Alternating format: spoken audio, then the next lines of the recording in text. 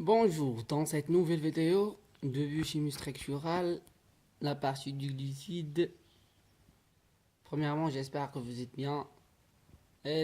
Premièrement, cette partie, je vais premièrement faire, comme tout d'abord, un exercice QCM pour fixer les informations de la vidéo précédente. Comme tout d'abord, veuillez cocher la réponse juste avec justification et de le taper dans les commentaires. Et donc, premièrement, on va attaquer notre objectif. Notre objectif, c'est d'expliquer le cours et de comprendre le cours.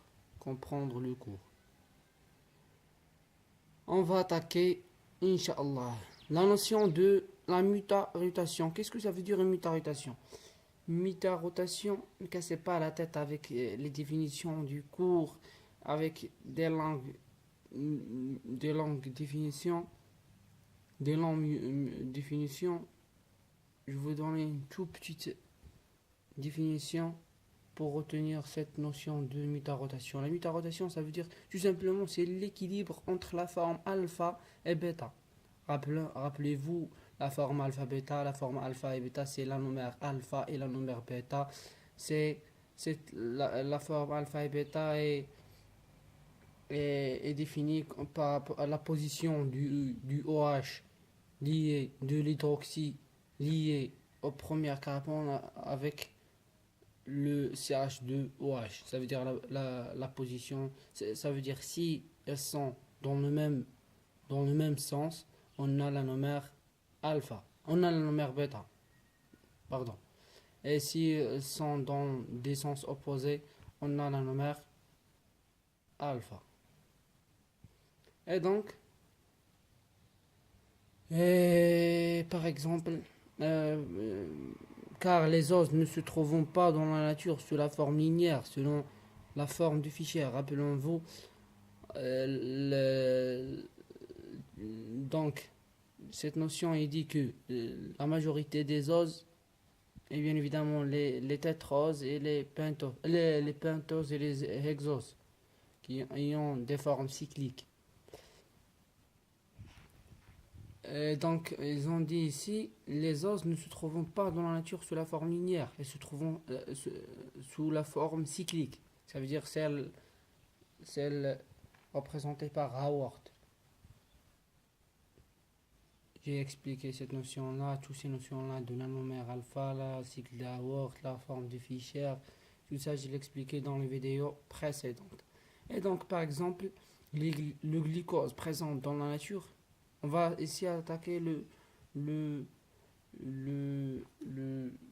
l'exemple du glucose. Le glucose présent dans la nature sous la forme alpha et la forme bêta. La forme alpha est de 36%.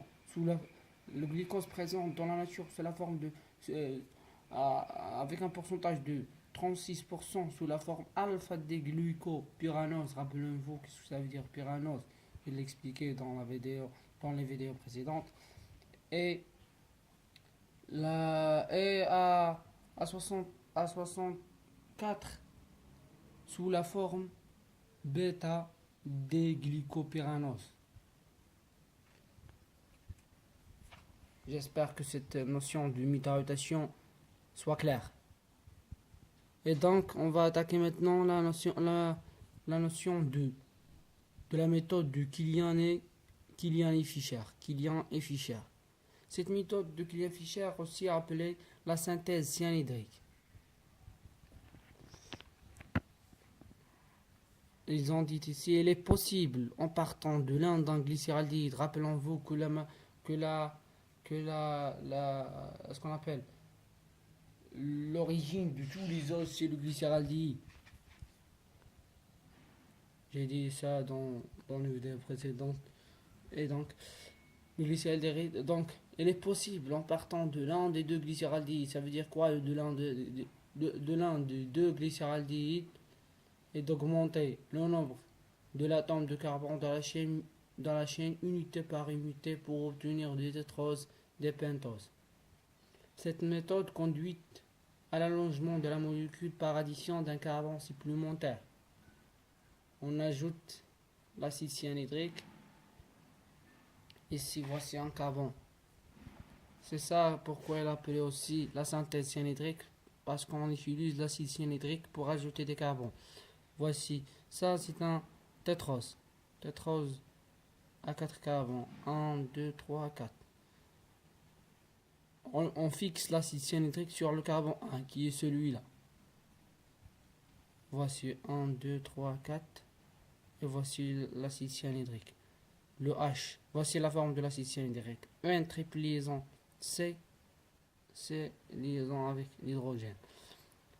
Ce H là va se fixer sur ce OH et cette double liaison va s'annuler, va s'éliminer.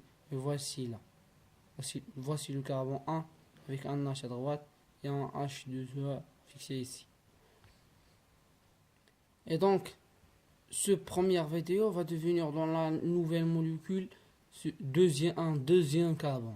Voici après la nouvelle numérotation 1, 2, 3, 4 et 5.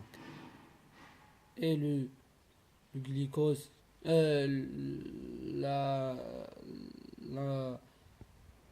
l'ancienne numérotation 1, 2, 3, 4.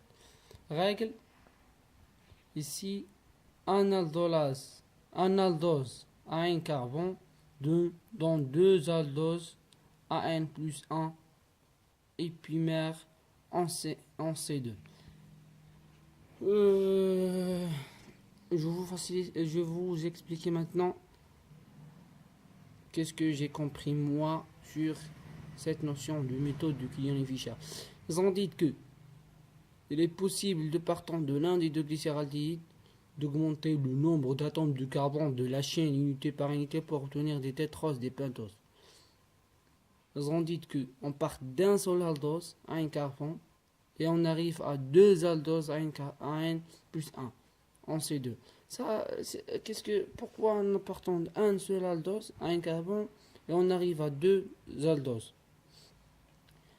Donc, je vais vous expliquer.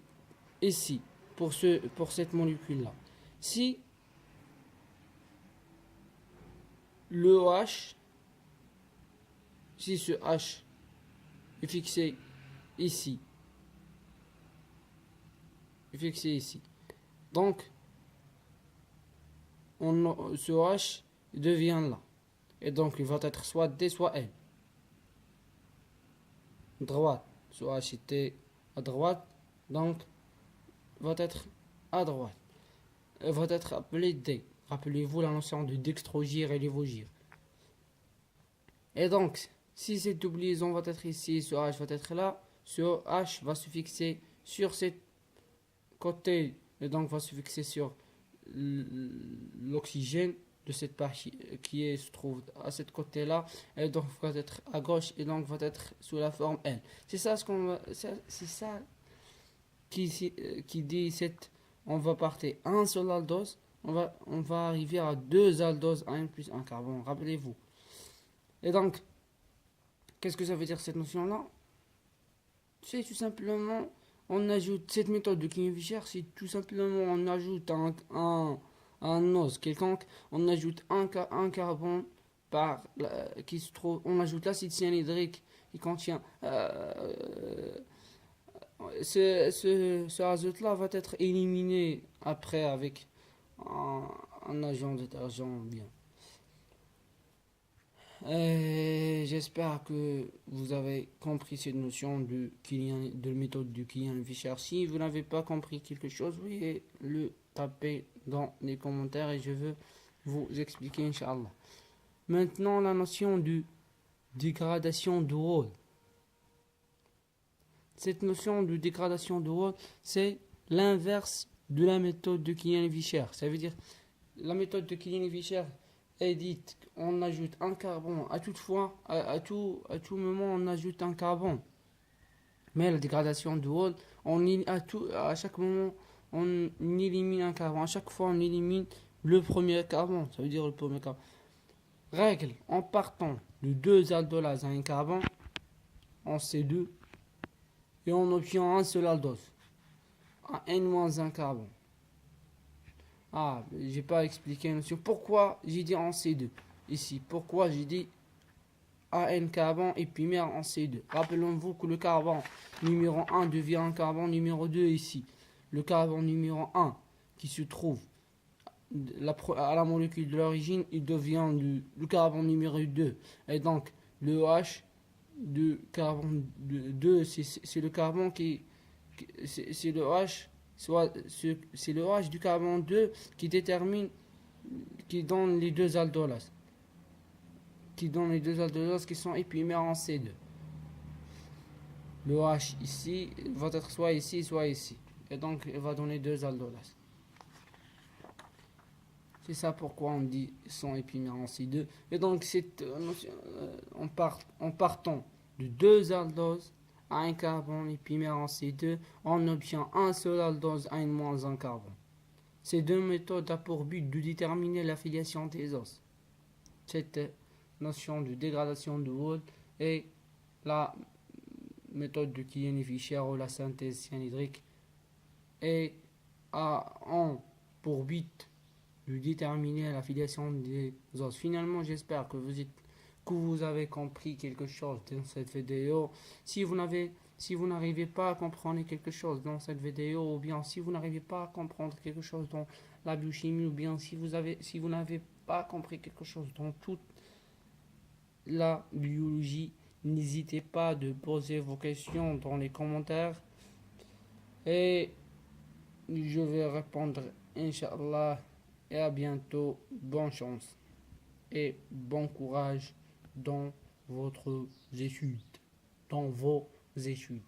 Désolé. Et désolé sur la qualité du vidéo et sur. Oui, à bientôt.